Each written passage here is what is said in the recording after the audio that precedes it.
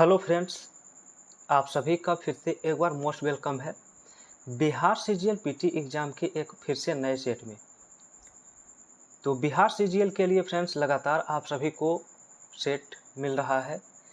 तो इसके पहले पहला सेट हमने कंप्लीट करवाया है। जो लोग नए हैं तो प्लेलिस्ट बना हुआ बिहार सीजीएल का, आप लोग उस फर्स्ट सेट को जाके एक बार रिवाइज कर लीजिए। और आज हम इसके आगे का दूसरा सेट डिस्कस करने वाले हैं। तो लगातार इसका आप सभी को प्रैक्टिस सेट मिलने वाला है फ्रेंड्स। तो चैनल पे अगर आप नए हैं तो प्रैक्टिस सेट के लिए आप लोग चैनल को सब्सक्राइब करके बेल आइकन की घंटी प्रेस कर लीजिएगा, ताकि नोटिफिकेशन आप तक समय तक पहुंचता रहे। और बिहार दरोगा का भी एडुटेरिया का लेटेस्ट आपका जो सेट है उसका भी आपको मिल रहा है। तो आप लोग दरोगा का भी जाके देख सकते हैं, प्लेलिस्ट बना हुआ है। तो आइए शुरू करते हैं आज का वीडियो। और देखिए, इसमें आपका 50 जीके और 25 साइंस का क्वेश्चन होता है।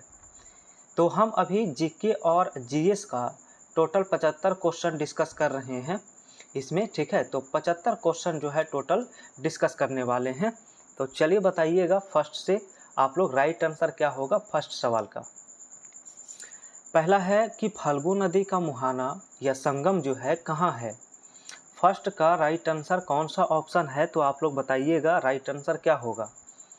याद रखना है ये टाल क्षेत्र के निकट गंगा नदी में इसका मुहाना होता है, जो ऑप्शन बी में दिया गया।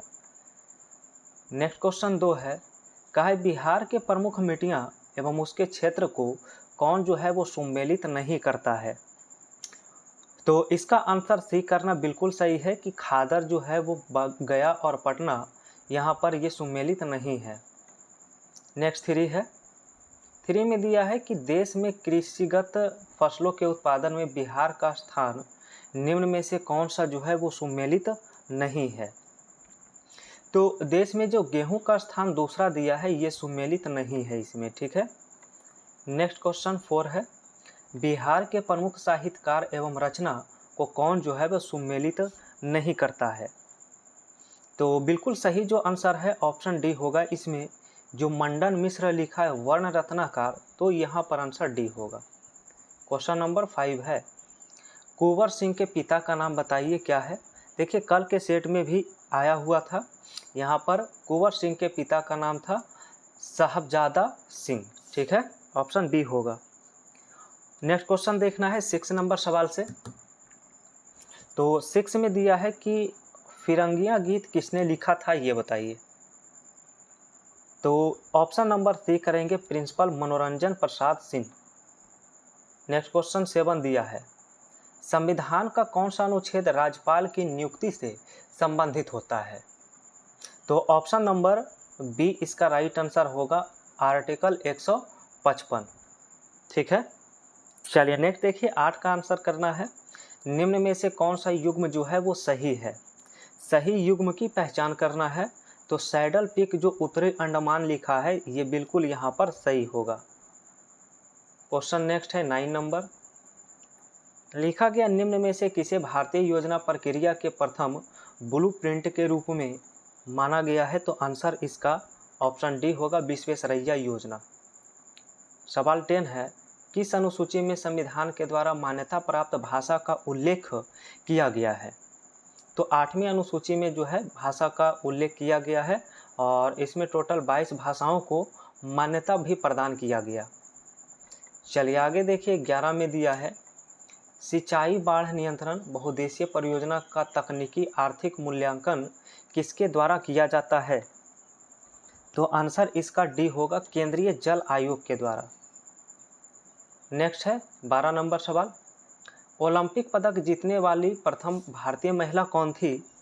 तो आंसर याद रखिए, कर्णम मल्लेश्वरी इसका राइट आंसर होगा। नेक्स्ट है कि पंचायत एवं नगरपालिका के संबंध में भारतीय संविधान में कितने वर्ष का जो है प्रावधान किया गया है। किस वर्ष का प्रावधान किया गया है।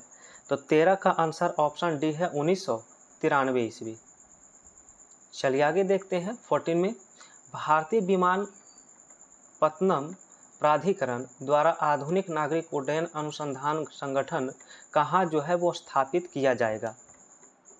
14 का आंसर सी होगा, हैदराबाद में। नेक्स्ट आपका 15 है, निम्न में से कौन सा रेल मार्ग विश्व धरोहर स्थल भारत के पर्वतीय रेल मार्ग का जो है वो भाग नहीं है? तो 15 का आंसर किया जाए ऑप्शन बी होगा जम्मू बारामूला मार्ग। ठीक है। नेक्स्ट है 16 नंबर क्वेश्चन, भारत में सबसे बड़ा मरुस्थल जो है किस प्रदेश में स्थित है? तो 16 का आंसर होगा राजस्थान। नेक्स्ट है 17, जीएनपी का पूर्ण रूप बताइए। जीएनपी, तो जिस तरह से जीडीपी आप पढ़ते हैं उसी तरह से जीएनपी का कहा जाए तो ग्रॉस नेशनल प्रोडक्ट होता है। ठीक है, ग्रॉस नेशनल प्रोडक्ट। क्वेश्चन 18 है, एक व्यक्ति को बढ़ावा देकर विकास वास्तविक वृद्धि का वचन देता है। तो यहाँ पर जो रिक्त स्थान छोड़ा गया है उसमें ऑप्शन सी भरना होगा, कुल आय तथा जीवन स्तर दोनों। क्वेश्चन देखिए 19 में लिखा है, भारतीय संविधान का भाग 4A मौलिक कर्तव्य निर्दिष्ट करता है। तो 19 का आंसर क्या होगा? तो 11 मौलिक कर्तव्य निर्दिष्ट करता है। नेक्स्ट है 20 में, किसी विधेयक को कानून बनाने के लिए उसे किसकी मंजूरी जो है वो जरूरी है? तो ऑप्शन नंबर सी होगा लोकसभा तथा राज्यसभा दोनों की। चलिए आगे देखिएगा जरा 21 से लिखा है, सिंधु घाटी सभ्यता का कौन सा प्राचीन शहर अपने बंदरगाह के लिए जो है वो प्रसिद्ध माना जाता है? तो 21 का आंसर बी होगा लोथल। नेक्स्ट है, किस वर्ष महात्मा गांधी ने रॉलेट अधिनियम के खिलाफ सत्याग्रह का आह्वान किया था? तो 1919 ईस्वी इसका क्या है राइट आंसर। आगे का सवाल 23 है, कहा गया कि वर्ष के किस तिथि को शीत अयनांत होता है? तो 23 का आंसर होगा ऑप्शन डी 22 दिसंबर। नेक्स्ट है, एशिया के बाद विश्व का दूसरा सबसे बड़ा महाद्वीप बताइए। 24 के लिए आंसर होता है ऑप्शन सी अफ्रीका। नेक्स्ट दिया 25, प्रथम आधुनिक विद्युत वातानुकूलित इकाई का आविष्कार किसने किया? 25 का आंसर, तो इसका होता है विलिस कैरियर। क्या होगा? Willis Carrier. नेक्स्ट है 26, कल्पना किस राज्य की पारंपरिक लोक कला है? तो 26 का आंसर याद रखिए, 26 का ऑप्शन बी होगा पश्चिम बंगाल। नेक्स्ट है 27 में कहा गया कि एलिस इन द वंडरलैंड नामक पुस्तक के लेखक कौन है? तो 27 का आंसर सी होगा लुइस कैरोल। अगला है 250 किलोमीटर का तामू कलेमियो हाईवे म्यांमार को एक उपहार है जो किसके द्वारा निर्मित है? तो 28 का आंसर सी होता है बॉर्डर रोड ऑर्गेनाइजेशन के द्वारा। चलिए 29 से बताना है, कतर की राजधानी कहाँ है? तो कतर की राजधानी दोहा होता है, आंसर डी होगा। नेक्स्ट है 30, कहा गया कपिल धारा जलप्रपात किस नदी पर जो है वो स्थित है? तो कपिल धारा स्थित है नर्मदा नदी के ऊपर, जो ऑप्शन बी में दिया गया। नेक्स्ट है 31, कहा है न्याय दर्शन के संस्थापक बताइए कौन है? न्याय दर्शन के संस्थापक तो गौतम यहाँ पर उत्तर होगा, जो ऑप्शन सी में है। सवाल 32 से है, ब्रिटिश सरकार ने तात्या टोपे को कहाँ मारा था? आंसर इसका होता है शिवपुरी, याद रखिए ऑप्शन बी। नेक्स्ट दिया है कि सह्याद्री बाघ संरक्षित क्षेत्र किस राज्य में जो है वो अवस्थित है? तो 33 का आंसर ए होगा महाराष्ट्र। नेक्स्ट क्वेश्चन दिया है, जब संसद सत्र में होता है तो सबसे पहला कौन सा काल से शुरू होता है? तो याद रखना है संसद का जो सत्र है वो प्रश्न काल से शुरू होता है, इसका ऑप्शन बी राइट है। नेक्स्ट क्वेश्चन देखना है 35 से, कहा चोल शिलालेख में उल्लेखित भूमि की श्रेणियों में कौन सा सही ढंग से जोड़ा नहीं गया है? 35 का ऑप्शन डी उत्तर करेंगे। वेलान वगई जो है जैन संस्थान को दान दी गई भूमि है, तो ये यहाँ पर सही नहीं लिखा गया।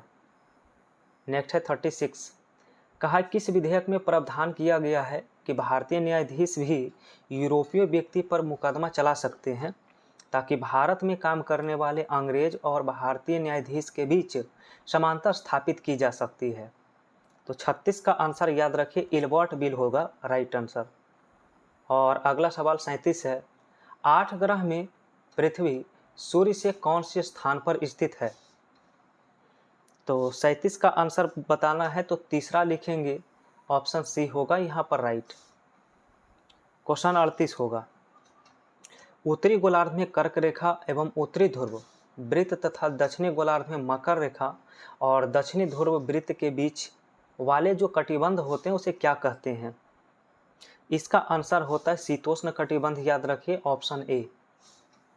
नेक्स्ट है 39, भारत के नए महान्यायवादी कौन बने हैं? 39 का।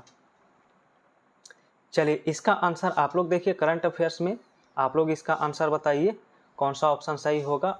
ठीक है, इसका आंसर कमेंट बॉक्स में आप लोग बताइए करंट अफेयर्स का, कि भारत के अभी नए महान्यायवादी अटॉर्नी जनरल कौन है। तो चलिए कमेंट करिए इसका। 40 है, दिया है मनप्रीत सिंह किस खेल से जुड़े हैं? मनप्रीत सिंह। तो 40 का आंसर ए होगा हॉकी। नेक्स्ट है 41, कोल्लम किस राज्य का जो है पारंपरिक लोक कला है? 41 का आंसर याद रखिए, ये केरल का लोक कला है। ठीक है, नेक्स्ट है स्वर्ण कमल पुरस्कार जो है वो किस क्षेत्र में प्रदान किया जाता है? आंसर होगा ये सिनेमा के क्षेत्र में। नेक्स्ट दिया 43 में, जीएनपी और जीडीपी के बीच एकमात्र अंतर यह है कि जीडीपी में आय शामिल नहीं होता है। 43 का आंसर जो है ऑप्शन बी होगा, विदेश आय इसमें शामिल नहीं होता है। ठीक है, नेक्स्ट है 44, कौन सा देश संघाई सहयोग संगठन एससीओ शिखर सम्मेलन 2022 का मेजबानी किया है? तो option number B right answer होगा, उज्बेकिस्तान।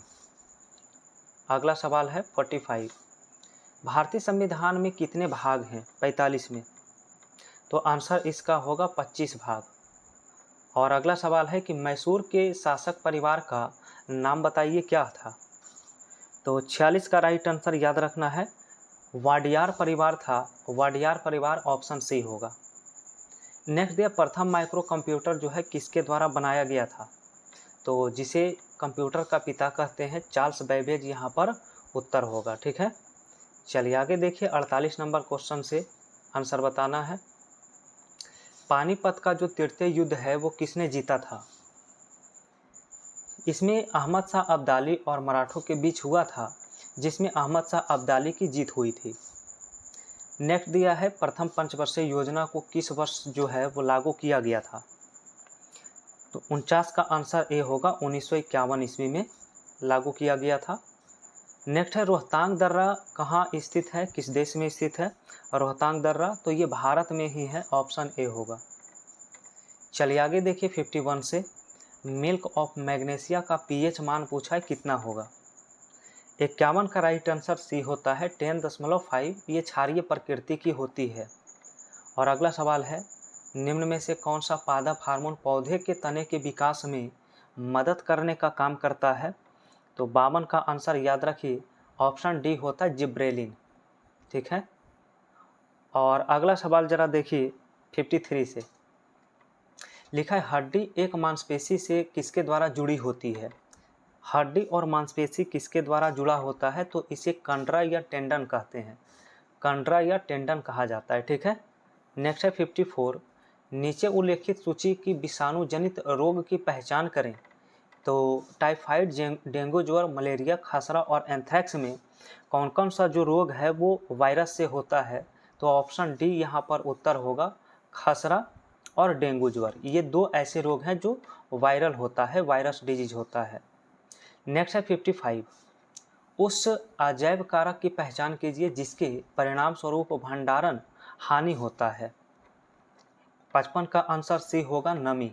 ठीक है, अगला है वाष्पीकरण की दर निम्न में से किस घटक पर निर्भर जो है वो नहीं करता है? वाष्पीकरण की दर। तो 56 का राइट आंसर ए होगा, ये द्रव के रंग पर जो है डिपेंड नहीं करता है, बाकी सब पर निर्भर करता है। चलिए 57 होगा, दिया है कंपन का आयाम कैसा होता है? तो 57 के लिए उत्तर ऑप्शन ए करेंगे, माध्य स्थिति से अधिकतम विस्थापन।